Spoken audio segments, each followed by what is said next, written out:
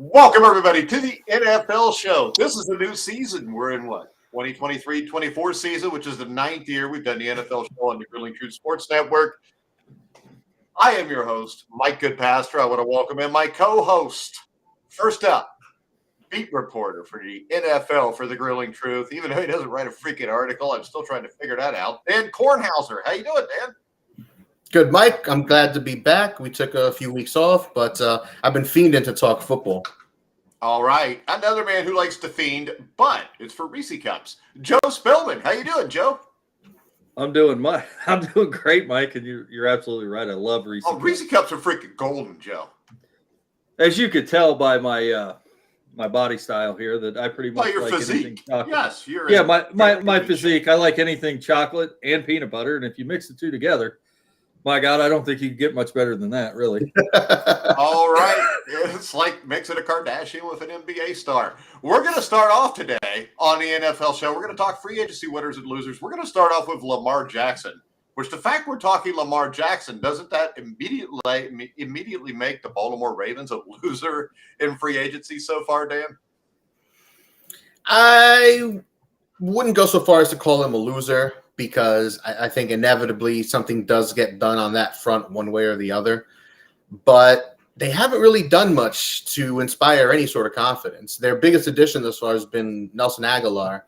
And no disrespect to Nelson, but for a team that's lacking wide receiver talent, that doesn't really inspire much confidence that they're serious about addressing that need.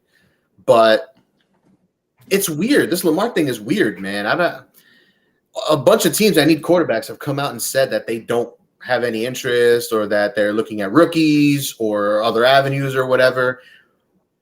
And for the life of me, I can't understand why. Is it really just the fully guaranteed money? Is that literally all it is? I think it is. I mean, you got a guy who's missed half of the last two seasons almost. And on top of that, there's a question whether he really was hurt by the time I know he had the injury last year.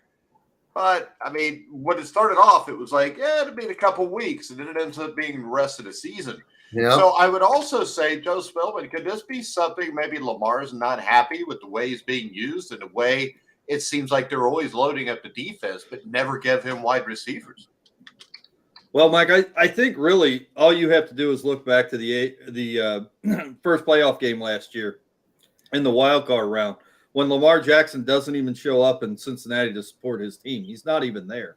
And I know NFL players put themselves at a little higher standard or think about themselves a little differently than us normal people. But I think the Atlanta Falcons GM said it best. Lamar Jackson wants guaranteed money. He wants all this money up front, and he's not guaranteed to play 16 games a year. You're lucky to get 9 or 10 games out of him. So why are you going to spend that much money and guarantee that much money for somebody that's going to play half a season for you year in and year out? And I think that's really what everybody's looking at.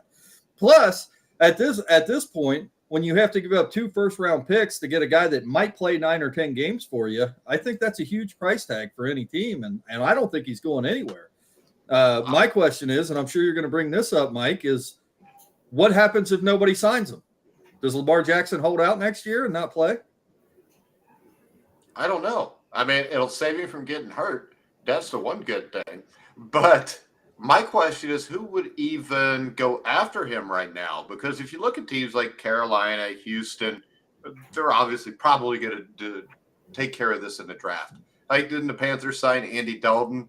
Which Andy Dalton's the guy you sign if you're going to bring in a rookie quarterback, because there's nobody better to have in your locker room with a rookie quarterback than Andy Dalton. So when I look at that, I just don't know who's going to sign him. And I don't know that it's worth the money. And I don't know that it's worth the 2 first-round draft picks. I think Detroit's already said they're happy with Jared Goff, which I understand. Goff doesn't make even half the money that Lamar Jackson wants. And I think the thing that skews this all up is this. If there's Patrick Mahomes and Joe Burrow, then there's Josh Allen. Then there's everybody else. And the issue right now is the Baltimore Ravens have glaring holes on their offense, with or without Lamar Jackson.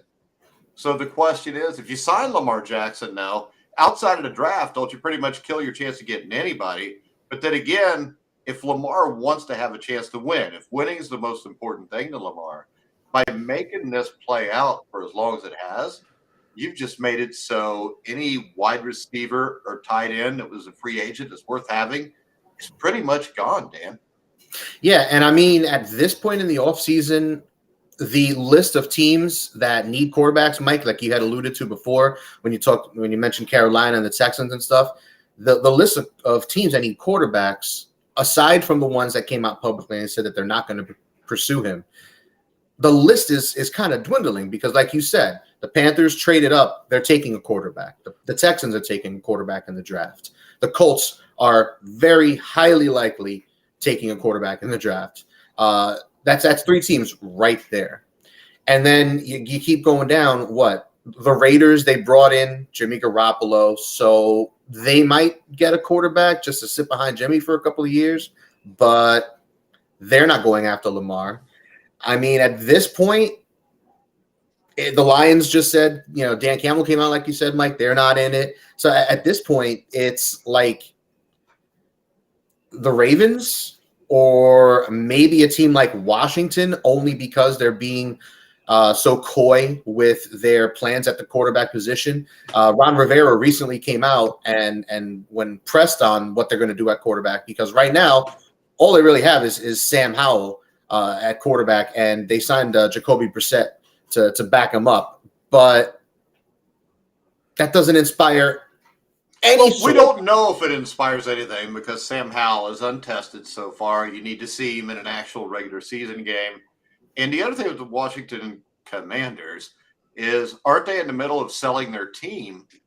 So wouldn't that be something where you probably are not going to go spend a bunch of money on anybody right now because you don't even know who the owner of the team is? And if you throw all this guaranteed money at Lamar, it may make it harder to sell the team.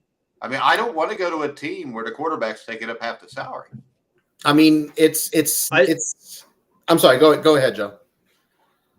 No, I was just going to say, I think, when we look 2 years ago, when you talk about Deshaun Watson and Kyler Murray and people thinking that was going to be the bar of what we were going to pay people in the NFL, I think, it kind of skewed the minds of some of these quarterbacks. I think at the end of the day, you got to look, is Lamar Jackson a top 5 quarterback in the NFL? I don't think so. I think it's possible look at what he the is, Giants, but I don't think he is. But he's top 10. I don't think he is. But my question is Daniel Jones a top 10 quarterback? No, and he's getting $40 million a year.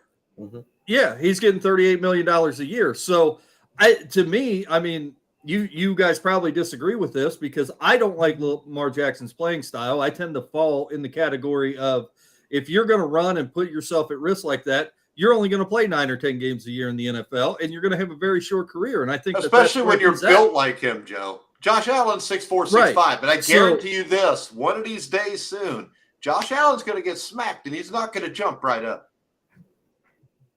No, I agree. So my question is, what bar should Lamar Jackson really be judging himself by? Should he be judging himself by the astronomical amount that the Cleveland Browns threw away their money on Deshaun Watson, or should he be judging himself by what Daniel Jones just made in New York? And I think that is a more realistic look that Lamar Jackson should be looking at. I'm not a huge fan of Lamar Jackson's style of play, but he's obviously a lot better than Daniel Jones. And Daniel Jones is getting $40 million, maybe more than that, according to how much he plays and how well he plays.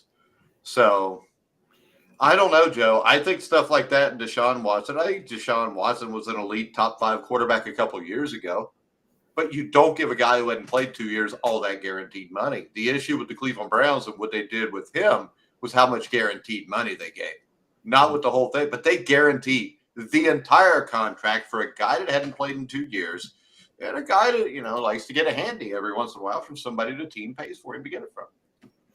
But yeah, like honestly, right. I think at this point with Lamar, I think it's Ravens or bust. Because we're going down the whole list of all these teams. The Seahawks re-signed their guy. The Giants re-signed their guy. The Bucks brought in Baker Mayfield, and they don't really have the cap space to be making that sort of a move. The 49ers brought in Sam Darnold. What about the Rams? Nothing special, but what about the Rams? They don't got much money either. Rams, I mean, What are they going to do with Stafford? I don't know what the well, Stafford, is you can say the same thing about Jackson with the injury issues. And an elbow issue on a quarterback could be a serious thing that never fully heals. I still hold a place in my heart for Stafford. I do too, but hear me out real quick. I think Lamar Jackson, when he played at Louisville, was a solid pocket passing quarterback. Mm-hmm. I think if you turn him over to Sam McVay, or what the hell is it, Sean McVay, whatever the hell he's the little kid that coaches the Rams, I think that the style of offense that he would run would not be the same as what John Harbaugh does. So I think that he would have a chance at a place like that. But I agree with you. Eventually, this is going to be, he goes back home to the Ravens. They're not going to be any better than what they were last year. He's still not going to be happy no matter how much money they give him. And still, the AFC North will be won by the Bengals, and the Cleveland Browns will be their closest competitor. Maybe the Steelers. I can't disagree. I can't disagree with that. I mean, I think the Steelers are going to get better every year. They've got a good coach. You know, they got a good coach, and I think, you know, the guy that they got under center is going to do nothing but get better in the NFL. But I'm sitting here thinking, and I kind of want to hear everybody's opinion on this.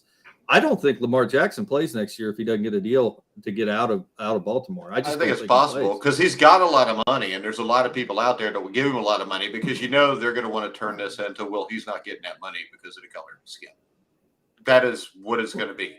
And the thing is this, I'm sorry, Patrick Mahomes, you know, he got a lot of money. And the thing is this, though, Patrick Mahomes wins playoff games. He doesn't miss half a season here or there. And I saw some idiot on a Colts page who posted, you know, I'd rather have Lamar Jackson than Joe Burrow because Joe Burrow's missed more games than Lamar Jackson in the last 3 years. Yeah. And, I mean, the idiocy there. A torn ACL, he recovered, went to the Super Bowl, went to the championship game. Lamar Jackson healthy's never done that stuff. So this should be about producing.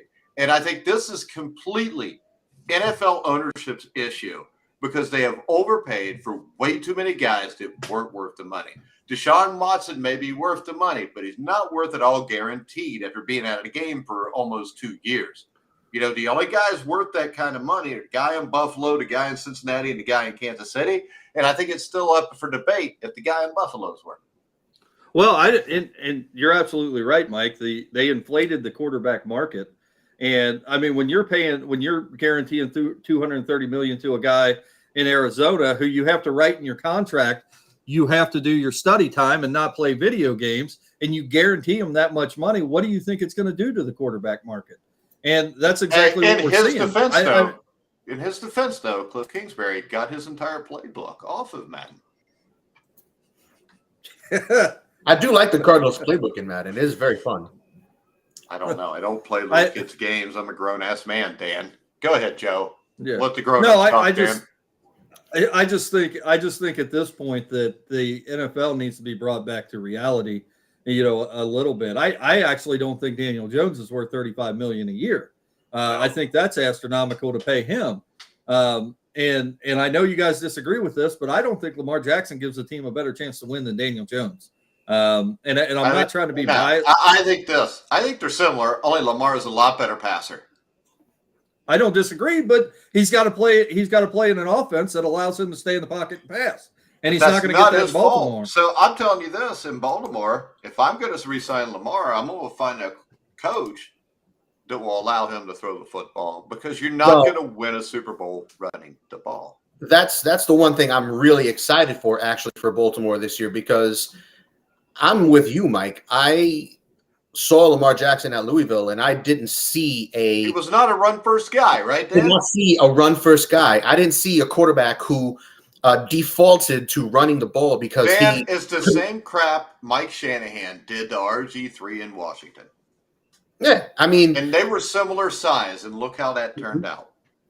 And I mean, I didn't see a guy who defaulted to running right away because he couldn't read coverages or he couldn't process fast enough after his first read and he just ran because he could. No, like he was upper echelon passer from the pocket as a college quarterback. He came to the pros, and because the offense was so antiquated and their offensive coordinator so old school, they thought, hey, let's run this wing T3 tight end offense, and we'll run the ball and we'll play good defense and we'll play like it's the 50s and the 60s all over again and win ugly football games, and that's that, and hold the quarterback back. I'm excited that they fired their offensive coordinator finally. Todd Monken is coming in, the Georgia offensive coordinator. And look at Georgia's offense the last couple of years. They didn't have issues passing the ball. And they didn't have an old, antiquated offense straight off of play action every day, every passing play or whatever. They spread it out. I'm sorry, but the offense that they use in Baltimore would have worked for Lamar if they'd ever got him a legit number one wide receiver and a good slot receiver. I mean, because you could have ran the ball and let him throw deep. They did not have that. Yeah, the one move that hasn't been made yet, DeAndre Hopkins, trade a second-round pick for that man. Get it done. If you may be able to get Lamar to sign then, too. Yeah. Go ahead, Joe. I'm sorry to Dan so rudely interrupted you. No, my question is, what is the dollar amount that Lamar was offered by the Ravens that he turned down? I believe it was like 120 or 130 mil guaranteed, something like that. Oh, yeah, I think it was 130 guaranteed, but 300 and some altogether, I think. But that was in October. What, 4 years? I think it was more than that. But how many? How many years was that over? Let me see. I mean, it doesn't look like there's any actual info on an actual. Okay, there was. The report said, hold on, this offer would have been like in September, but the report said the Ravens offered Jackson guaranteed $133 million at signing, $175 million if he got hurt, and $200 million signing guarantee if he is on the roster on the 5th day of the 2026 league year. So 3 years, $200 million. Pretty much is what it looks like. Yeah, I see one more recently from like a couple of weeks ago. I'm seeing that exact same thing. So here they offered him $200 million guaranteed, basically, Joe. Yeah. So here's my Maybe question. He just don't want to be there. If you know that is his price tag, and you're another GM out there looking for a quarterback, looking for a franchise quarterback to lead your team. If Joe Burrow, Patrick Mahomes, or Josh Allen has that same $200 million, Joe. No. Here's my question: if they have that same $200 million price tag plus 2 first-round picks, are you going for that right away, or are you going to think about it? Because the question is, yes, those guys, 100%, yes. You're not even thinking about it. I wouldn't for Allen. I would for Mahomes. I would for Burrow. My question is, even with Patrick Mahomes, or my statement is, even with Patrick Mahomes or Joe Burrow or Josh Allen, if you're a GM, you're going to step back and go, wait a minute, let's think about that. That's a huge price tag. Those 2 first-round picks could make or break a team over the next couple of years. I would say, when you say that, the answer would come with the caveat of which team am I, Joe? How about that? Right. Well, I mean, and also think about this. If you look at the guys, other quarterbacks around the league that have gotten paid recently, what they're getting total guaranteed. Deshaun, we know the 230 mil. But we got Russell Wilson, 165 mil. Kyler Murray, 160. Aaron currently at 150 mil guaranteed, but we know that's going to change once he gets traded to the Jets. Josh Allen, 150. Mahomes, 141. And then from there, it's Dak, Stafford, Goff at 126, 121, 110. So, I mean, 133 for Lamar is putting him right below those upper echelon guys of Mahomes, Allen, Rodgers, and then the 3 guys who just got paid just because. Which my guess is what he doesn't like. I guess, but you also got to figure Herbert's going to be paid soon. Burrow's going to be paid soon. Jalen Hurts is going to get paid soon. So those guys are going to be above him as well. So that's the other thing. Wait a second. Why would Justin Herbert be paid more than him? I mean, what has Justin Herbert done? Well, I'm just saying the way these things go. I mean, saw what has Kyler Murray done? You know what I'm saying? We're talking about this though. We're talking about at some point somebody has to have some common sense here. And not a quarterback. If a guy, yeah, you do, because this is the thing. The reason there's so many bad teams or so many guys don't have common sense when it comes to their quarterback.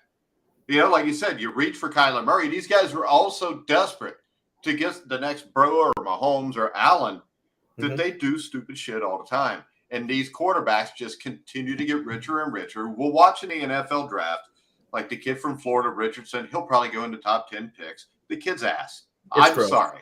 He's terrible. Will Levis, he's terrible. He just looks like an NFL quarterback.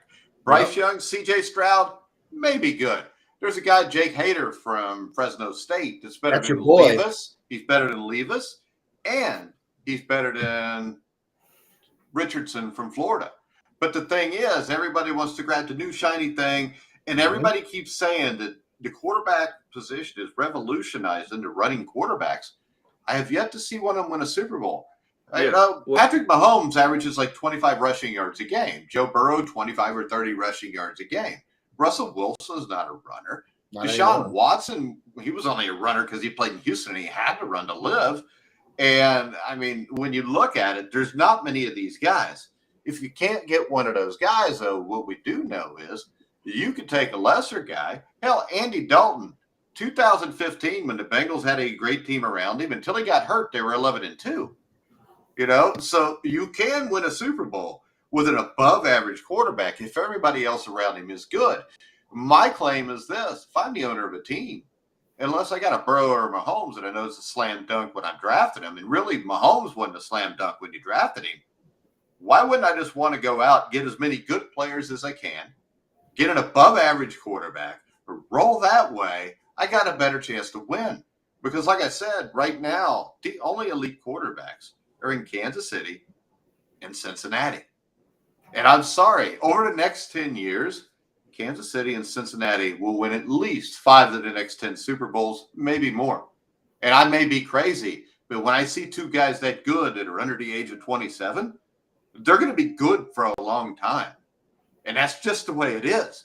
So let's do this. Instead of going ahead and just trying to out-Burrow and out-Mahomes them, I'm going to go out and get the baddest pass rush and DBs I can find and go see if I can light them some bitches up.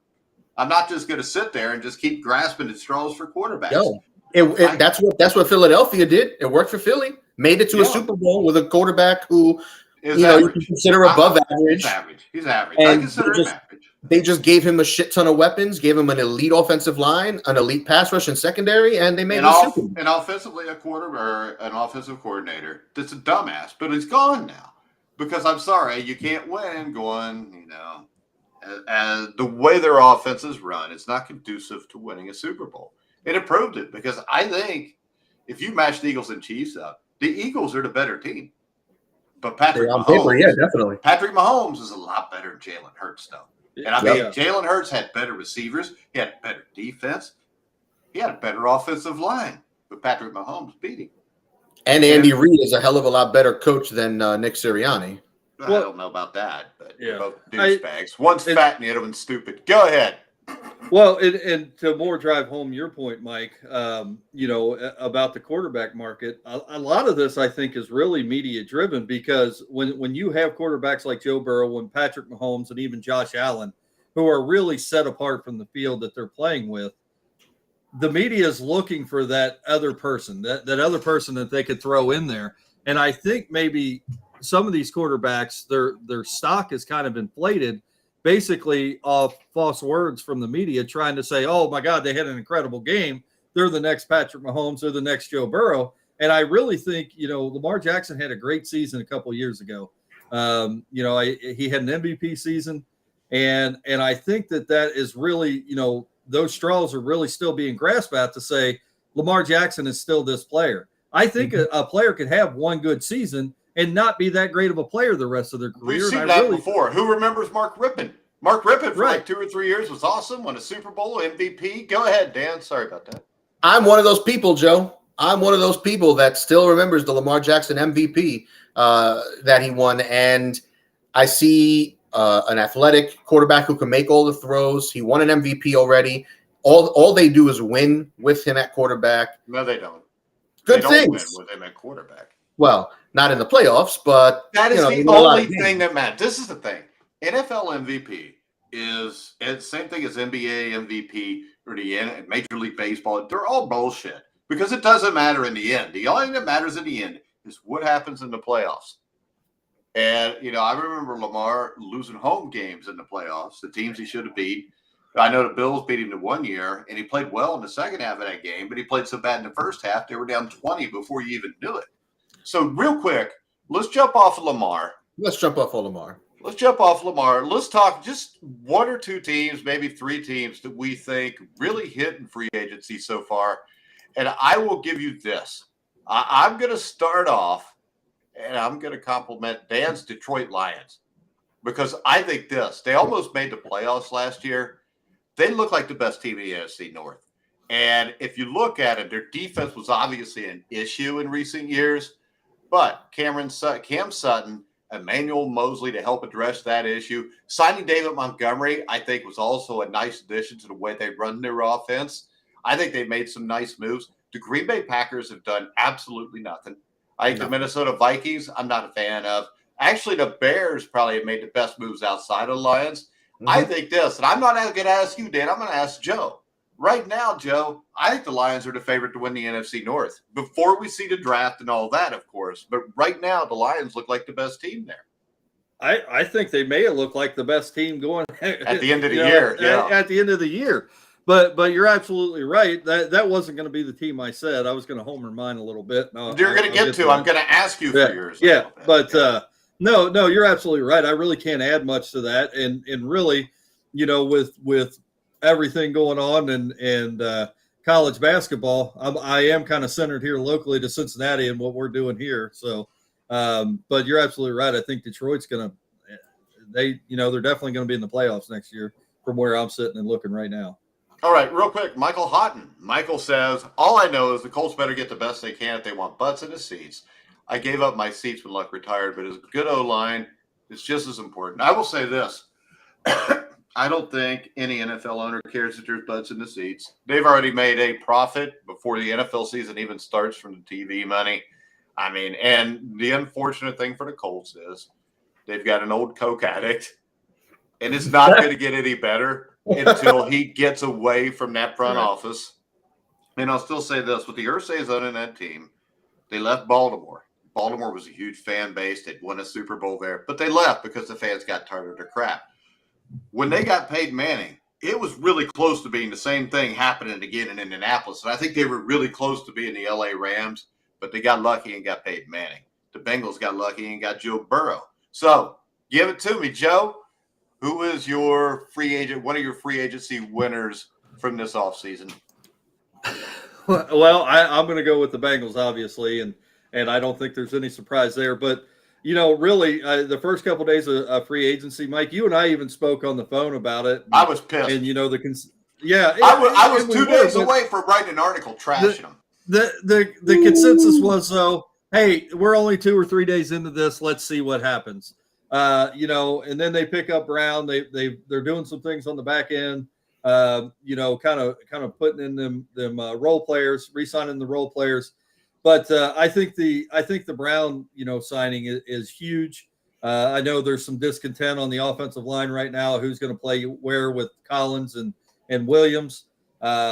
Really, I mean, I either one of those, I don't know who you want to go with. I want to go with the right tackle from the University of Tennessee in the first round and let him play right tackle. Well, actually, I wanted to ask you guys. You guys are the Bengals fans. Jonah Williams, 1 year left on his contract. I think he's got like a $12 million plus cap hit. He allowed the most sacks, tied for the most sacks allowed in the NFL last season. Just awful. And Mike, there was somebody as bad as him. I have to look and see who it was, but yes, someone tied him with the league lead in sacks allowed. And I know Mike has trashed him on this show a lot. Because he's terrible. I've trashed him for 4 years. He's terrible. He is, yes. So to that end, gentlemen, he is seeking a trade. And I heard they already had a 5th round offer, and I don't know why they didn't take it. I was going to say, what do you guys think do you guys A, think he actually gets traded, or B, who wants him? And if he does, what does he get traded for? Or B, does he stay with the team? Who wants him? I mean, what is your stock after allowing being one of the worst left tackles in the NFL? Listen, if Donovan Smith can keep getting big contracts from the Buccaneers, and it's only because he can stay healthy. Suck, Joe. So. Yeah, if like the top priority for NFL offensive linemen is if you're healthy. That's why the same guys keep getting signed. The same butt guys like Bobby Hart keep bouncing around the league and getting swing tackle Cedric jobs. Ogbuehi. Just awful. Cedric as well. Just these guys just suck, and they just keep getting jobs, and they keep getting $1 million deals around the league. So, and coming into the season with the pickup of Karras and Kappa, and then you had Williams and Collins, I had high hopes, and I know there was some injury issues with the Bengals offensive line this year, but I mean, the left and right tackle positions were just atrocious this year, and I don't care if either one of them stay. So they're not, Joe. So there you go. Yeah. Get them out of here. This is what I say. I say my big losers to Kansas City Chiefs. And this is a twofold thing. You lost Frank Clark. You lost Orlando Brown. You lost Brown to the Bengals. This is the worst part. They overpaid for Juwan Taylor as a replacement for Brown. And, I mean, right there, overpaying for Juwan Taylor will tell you it's desperate time there. So I think that's an issue for the Chiefs, Dan. Well, I'm going to agree. I mean, you skipped me on my winner, but it's fine. I'll get back to you. Don't worry about it. Well, I did your Lions for you. Joe did my Bengals, so. Yeah, it's fine. But no, I'm going to agree with you. The Juwan Taylor deal is fugly. 4 years, $80 million, $60 million guaranteed. Now, sure, his cap number is low for this upcoming season. It's a little under $6 million against the cap. But that's a lot of guaranteed money for a guy who's just been seen as average for the most part throughout his career. And I guess he played better this past season than he has in the past, but it was a contract year. You see that. You see it a lot around the league over time. Guys playing well in the last year of the contract to get paid. You know what? I just realized what would be a brilliant move, Dan. If the Bengals traded Jonah Williams to the Chiefs for a 5th-round pick. Why not? I mean, I think just give them to him. No, 6-round pick. Give me the only stipulation is you have to play him when you play the Bengals. Yeah, he has to start and play. We saw Shaq Mason, who I think, by all accounts, is an above-average guard in the NFL right now. We saw him get traded from the Bucs to the Texans for a 6th-round pick. Yeah. That's why I don't believe anybody else for a guy like Jonah Williams. Yeah. All right, Dan, give me a winner. So I want to heap some praise on the Chicago Bears. Mike, you mentioned them very briefly when you were talking about the Lions and the NFC North, but I'm impressed with what the Bears have done. They had a lot of money coming into free agency. They still have the most available money of all the NFL teams. So they can still splurge where they see fit. Maybe they can trade for DeAndre Hopkins and his $20 million cap hit. Who knows? But they traded from 1 to 9 with the Carolina Panthers. They got an extra first. They got a couple of seconds. And they got DJ Moore, which I think, aside from trading down and getting the 9th pick, I think DJ Moore was the biggest piece in that trade, despite them getting a 2024 pick in the first round.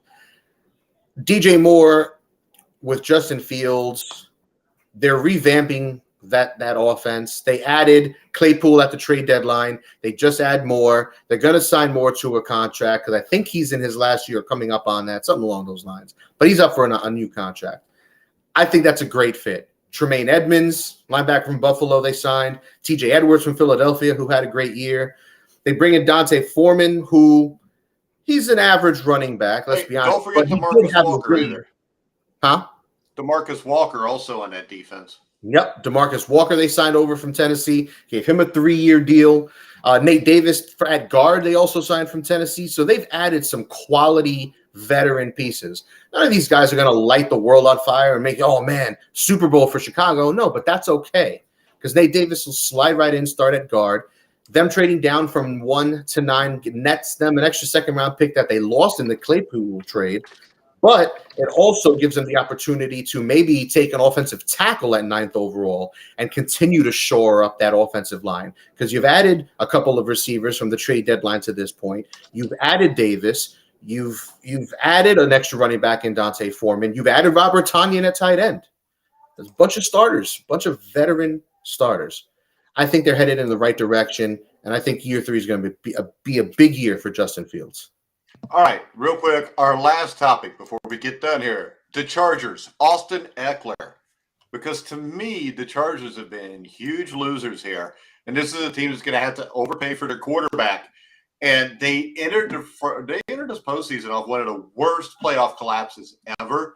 Outside of signing Eric Kendricks, they really haven't done anything to address anything. And now Austin Eckler is asking for a trade. That's a bad indicator of how this offseason is going for the Chargers. Then it'll tell you they should have fired their coach. What do you think, Dan?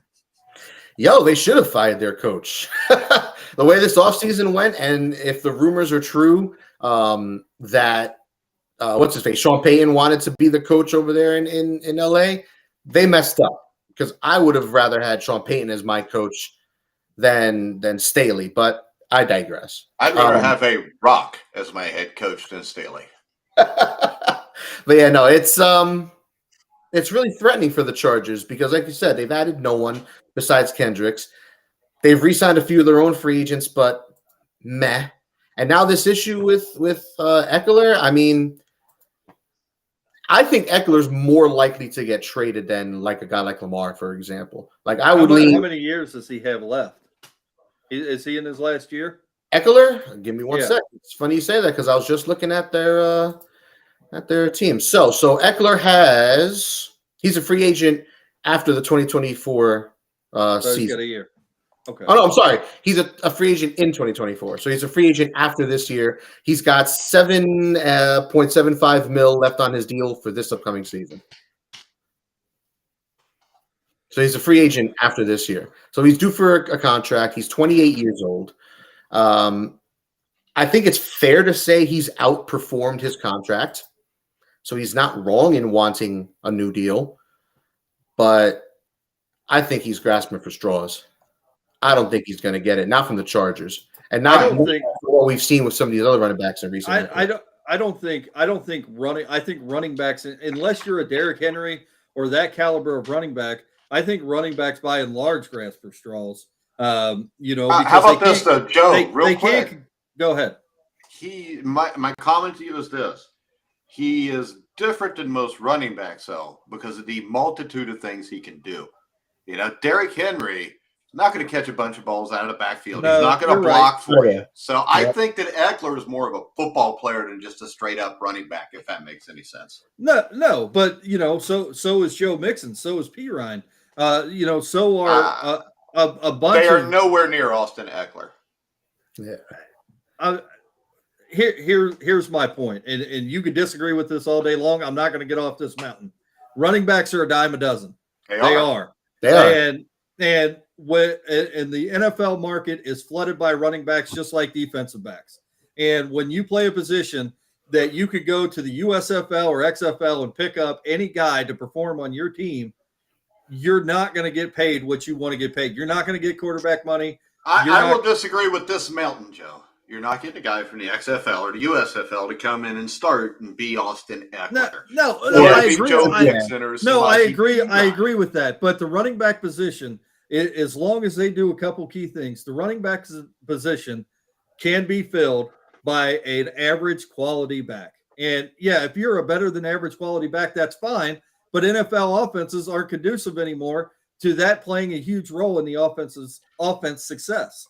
But all right, and this is my caveat. If I've got a running back that can play every down and give me extra protection, he can catch the ball and he can run the ball, that is not a normal running back anymore in the NFL. There's very few of those guys. Hell, Derrick Henry's not one of those guys. No, we've seen Joe Mixon try to block. That makes him. Why not pay half that money on two players that one could run and catch and one could block? Which most NFL teams do. So because this is the thing. Because if you look at the NFL teams like the Chargers, they carry one less running back. You don't need as many running backs, so then you can carry an extra lineman or an extra wide receiver. I totally agree with what you're saying. I just think this. I think there are some running backs that have more value than a normal running back. I think Saquon Barkley is more valuable than a normal running back, but he has injury issues. Austin Eckler, I think, is more valuable than a normal running back. Alvin Kamara. I mean, there's only like 5 or 6 of them in the NFL. I mean, if you want to even look at more recency, compare guys like Miles Sanders, who was a free agent this offseason. He's coming off his best season as a pro, arguably. 1,200 plus yards rushing, double-digit touchdowns. He only, as a free agent, signed for just over $6 million a year. Yeah. Eckler's currently getting a couple $100,000 less than Sanders is slated to get this upcoming season. And that's why Eckler's pissed. But then he looks, and it's not even just like a guy like Miles Sanders. On the flip side, look at a guy like Ezekiel Elliott. Ezekiel Elliott is the most recent example of why you don't pay these running backs, because Zeke was great. As a rookie, he went in, but every year he's gotten worse. And even don't you think a lot of that is because everybody in Dallas does, because the ownership is so toxic? It just kind of destroys everything. Even if that's a part of a piece of the puzzle. That's not as good as he was either. Nobody is once they get there. I mean, even if that's a piece of the puzzle, and you want to even say Mike McCarthy might be dragging these guys down, because that's not a coincidence either. Since he shows up, everything kind of sort of starts to fall apart piece by piece. It was falling apart before, though. Zeke isn't quite right. I mean, they found Tony Pollard, which is awesome, but Dak has been not quite. Like, he's a superstar, then he kind of falls off or gets hurt or something like that. Like, these aren't coincidences, I think. But like, it's a double-edged sword. I think we all agree. I think we all lean, and I think the NFL is leaning in that direction, that you're not going to want to pay these running backs 13, 14. You're not going to be able to pay any position. I don't think for you quarterback the way this is going. Ugly. The way it's going, Joe, nobody's going to make more than $8 million a year in another 5 years, because all the 80% of the money is going to quarterbacks. Well, I think what needs to happen. Hear me out real quick, Joe. See if you like my idea. I think with the salary cap, I think it ought to be capped so your quarterback can't make more than 25% of your salary cap. Like the NBA? Like, I don't know what the NBA does. Nobody watches the NBA. Shut the hell up, Dan. That's why I ask a grown adult. Go ahead, Joe. I think, Mike, I don't dislike your idea, but I think if you have a cap, it's your responsibility to perform with that cap and make the right decisions. And there are certain positions on the field that I'm never going to give up. Running back in the NFL is one of them. We're not talking about high school football. You could find quality people to fill the role of a running back in 95% of the offenses in the NFL without having to spend $6 million. I mean, you don't have to spend $3 million to fill those roles. So yeah. I don't think that you overpay. If a running back like Eckler wants to make $8 million a year, he could sit at home and just not play, in my opinion, because you could find people that are still going to fill that role and do a good job. Joe, how about this though? I'd rather have Eckler for $8 million than Mixon for 10. I don't disagree. So I don't think $8 million is him asking for way too much, if that's what he's asking for. Joe Mixon isn't worth more than $2.5–3 million a year. Maybe. I mean, look, just if you want even more of an example, just look at this year's draft class, for example. Look at the top running back in the class is Bijan Robinson, who may be the best player in the draft. He might be the best player in the draft. He's definitely a top 5 overall prospect, regardless of position in that class. And he's getting undervalued, and somebody will get an enormous steal. It sounds like he's going to fall to like the 20s. And arguably, if he falls to 28 or 29, Joe, I think the Bengals should release every running back they got and just pick him. I'm serious. I don't disagree. But what I was getting to is, as special as he is, as good as he is, that he might be the best offensive prospect in this class, because he's a running back. Yeah, they're talking about him dropping to the potential 20s. And when you look at his teammate, Rashawn Johnson, there's teams that love Johnson as well, Giggity. Yeah. They're more than willing to take a guy like Johnson on the second day of the draft, plug him in the 3rd round. And Damian Pierce last season, Tyler Algier for the Falcons, plug these day 2 running backs, day 3 running backs in, and let them rock. So you're right on it, man. You want to die on this hill? I might be with you. How about this? Wide receivers are a dime a dozen too, except for maybe the top 10 guys. Yeah, no, they are, and so are defensive backs. And here's my question: Does anybody know the stat? I don't know it, but I would think that it'd have to be pretty low. What is the stat line for NFL running backs that are drafted that make it out of their rookie contract and are still playing?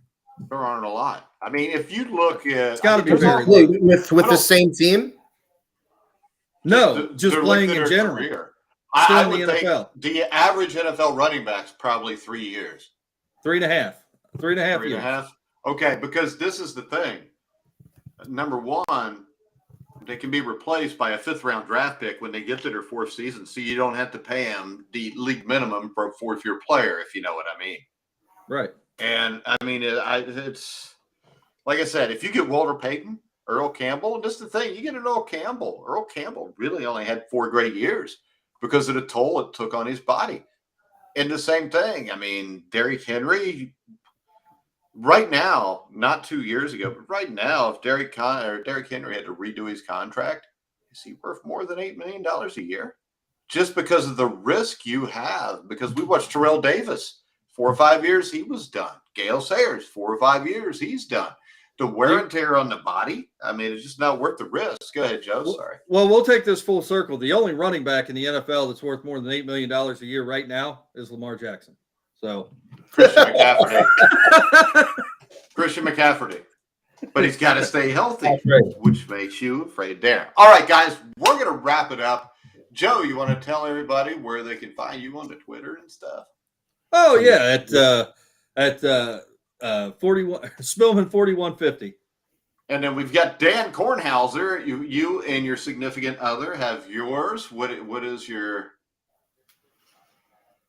Our Twitter handle is at BD Talk or DB Talking Sports. D as in Dan, B as in Bob. We're also on Instagram, same handle at DB Talking Sports. D as in douche, B as in bag. All right, guys, you can follow me at Grueling Truth. Also, make sure you like, subscribe, hit the bell notification button so you get updated every time we're doing these shows. At 9 o'clock Eastern tonight, we'll have our March Madness betting special, breaking down Florida Atlantic versus San Diego State. And then at 9:30, UConn versus Miami. Dan, who's going to go play in the national championship game and who's going to win? San Diego State versus UConn, and I'm going to pick UConn. Joe? Yeah. I don't know. All right. I'm going to go San Diego State against Miami. Ooh. Because I like Jim Larrañaga. Because I do. I mean, he's like 74. He's cute. He dances with the kids and everything. Hey, Mike, I can't pimp your IU Red Chair group on an NFL show, but I'm doing it because I just did. All right. So check out Michael Houghton's IU Red Chair group. And also remember this, Friday night at 7 o'clock, I believe it is, live. Me, Brian Moore, and the guys will have the Indiana basketball show where we will look at the signing of Peyton Sparks, all the transfer portal stuff that's going on, and take a look at Gabe Cupps, the incoming point guard for the Hoosiers. All right, guys, that's it for tonight. Make sure you check us out next week on the NFL show. For Dan Kornhauser, Joe Spillman, I'm Mike Goodpaster. You've been watching and listening to The Grueling Truth.